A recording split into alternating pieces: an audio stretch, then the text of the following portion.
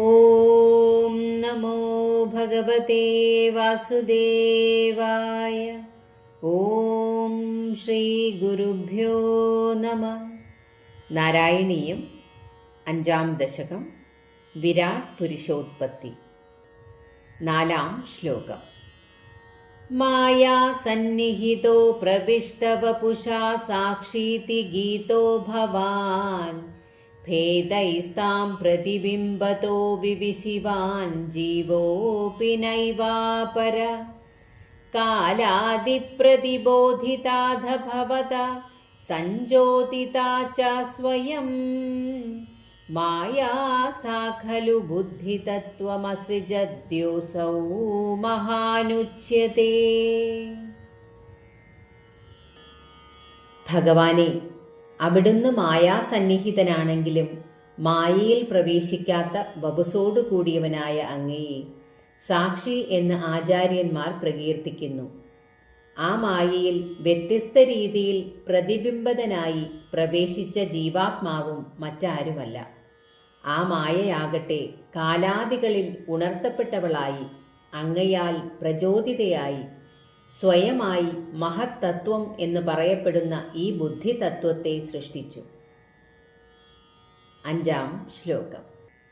തത്രാസൗ ത്രിഗുണാത്മകോപി ച മഹാൻ സത്വപ്രധാന സ്വയം ജീവേസ്മിൻ ഖലു നിർവികൽപമഹിമിത്യുദ്ബോധ നിഷ്പാദക ചക്രേസ്മിൻ സവികൽപബോധകമഹം തത്വം മഹാൻ ഖല്വസൗ സംപുഷ്ടം ത്രിഗുണൈസ്തമോതി ബഹുലം വിഷ്ണോ ഭവത്പ്രേരണാത്.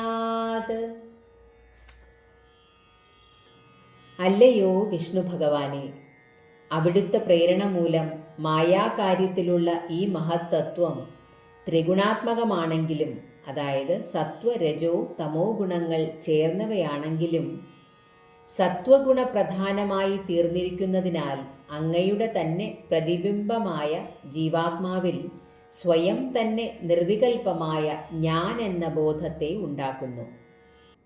അതുപോലെ തന്നെ ജീവാത്മാവിൽ മഹത്തത്വം ത്രിഗുണത്താൽ സമ്പുഷ്ടമാണെങ്കിലും തമോ ഗുണത്തിൻ്റെ ആധിക്യമുള്ള അഹന്തത്വവും ഉണ്ടായി, അതായത് അഹങ്കാരവും ഉണ്ടായി. 6-ാം ശ്ലോകം.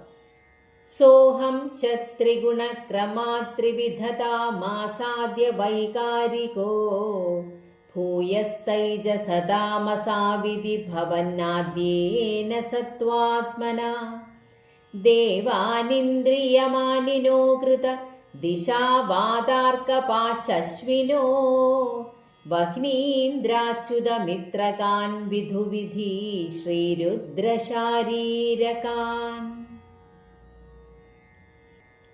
ആ അഹങ്കാരമാകട്ടെ വീണ്ടും വർദ്ധിച്ച് ത്രിഗുണങ്ങളുടെ മുറയ്ക്ക് വൈകാരികൻ, തൈജസൻ, താമസൻ എന്നിങ്ങനെ 3 അവസ്ഥകളെ പ്രാപിച്ചു.